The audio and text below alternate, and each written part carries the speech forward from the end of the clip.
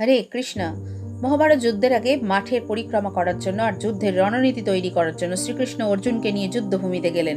একটি পাখি যার বাসা গাছ কাটার সময় মাটিতে পড়ে গিয়েছিল, সেই পাখিটা উড়ে এসে কৃষ্ণের কাছে এসে বলল, হে কৃষ্ণ, কৃপা করে আমার বাচ্চাদের রক্ষা করুন, না হলে যুদ্ধের সময় তাদের পা দিয়ে মারিয়ে ফেলবে। ভগবান বললেন, আমি তোমার কথা শুনছি, কিন্তু আমি প্রকৃতির নিয়মের ওপর হস্তক্ষেপ করতে পারি না। পাখিটি বলল, প্রভু, আমি বাচ্চাদের ভাগ্য আপনার ওপর ছেড়েছি, আপনি ওদের মারবেন না বাঁচাবেন। কালচক্রের ওপর কারোর ক্ষমতা চলে না। শ্রীকৃষ্ণ বললেন। পাখিটি বলল, প্রভু, আমি শুধু এটুকুই জানি, আপনি এই কালচক্রের নিয়ন্ত্রণ করেন।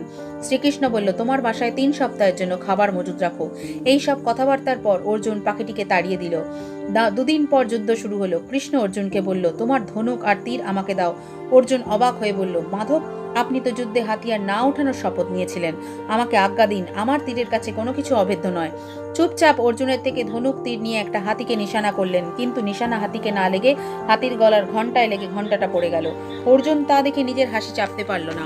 কৃষ্ণ তখন অর্জুনের ধনুক তাকে দিয়ে দিল। যুদ্ধ শুরু হলো, আগামী 18 দিন ধরে চলল। অবশেষে পাণ্ডবদের জয় হলো। আবার একবার শ্রীকৃষ্ণ অর্জুনের সঙ্গে ভ্রমণ করতে গেলেন।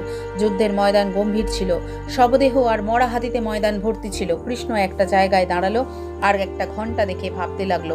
তিনি বললেন, অর্জুন, এই ঘণ্টাটা উঠিয়ে অন্য জায়গায় রাখো। অর্জুন ভাবতে লাগলো, ময়দানে এত কিছু থাকতে একটা ঘণ্টা ওঠাতে বলছেন কেন? কিছু না বলে যেই অর্জুন সেই ঘণ্টাটা তুলল, 4টি ছোট বাচ্চা আর পাখিটা একসাথে সেই ঘণ্টার নিচে থেকে বেরোলো।